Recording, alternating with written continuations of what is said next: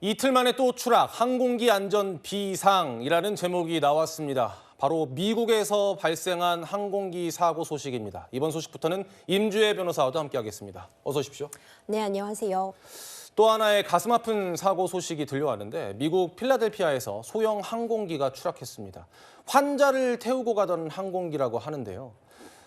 지금 그림에서 보시다시피 이 주변 목격자들은 미사일이 떨어진 줄 알았다라고 할 정도로 폭발음도 굉장히 크게 들리고 불기둥이 치솟는 정말 끔찍한 사고가 일어난 겁니다.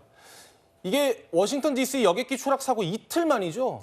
불과 이틀 만에 이런 참담한 사고가 발생하고 말았습니다. 이 말씀 주신 것처럼 해당 수송기는 이제 응급의료 수송기였습니다. 이 에어 앰뷸런스라고 부르기도 하는데, 그걸 탑승하고 있었던 이제 환자 그리고 이제 승무원들이 안타깝게도 추락 사고로 목숨을 잃게 되는 사고가 발생을 했는데, 필라델피아 공항을 이륙한 직후에 바로 5km 정도 떨어진 곳에, 특히 필라델피아의 쇼핑몰과 어떤 주거지가 밀집해 있는 지역으로 추락을 하게 되었습니다. 불과 몇 분 만에 이륙 직후 발생한 사고여서 사고 원인 부명에도 굉장히 많은 조사가 필요한 상황입니다. 예, 앞서 말씀드린 것처럼 목격자들은 굉장히 놀란 가슴을 부여잡아야 했습니다. 그 당시 상황, 그 당시 목격자들의 목소리를 들어보겠습니다.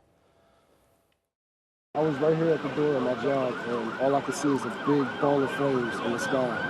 Literally, you heard a loud bang. It shook the entire building. The whole building shook.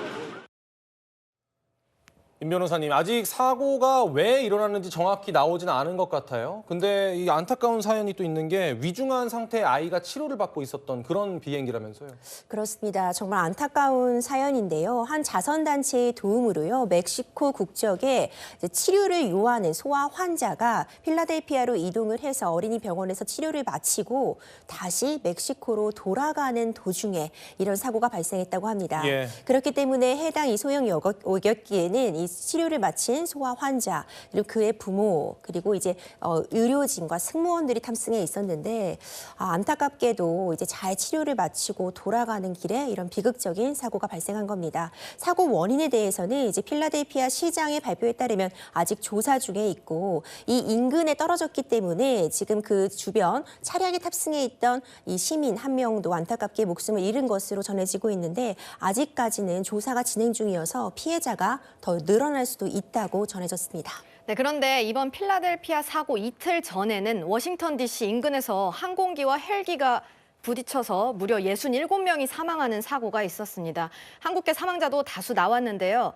여러 각도의 영상을 보다 보면은 이번 사고가 군용 헬기가 원래 허용된 고도를 위반했다는 얘기가 나오더라고요. 그렇죠. 사실 영상으로도 확인이 되지만 왜 이 군용 헬기가 저 지점으로 날았는가가 이 부분이 의문이 좀 풀려야 합니다. 예. 이 여객기가 지금 착륙을 위해서 고도를 낮추면서 워싱턴 공항으로 내려오고 있는 그런 상황인데, 당연히 이 여객기와 헬기는 관제탑과 교신을 하고 있었습니다.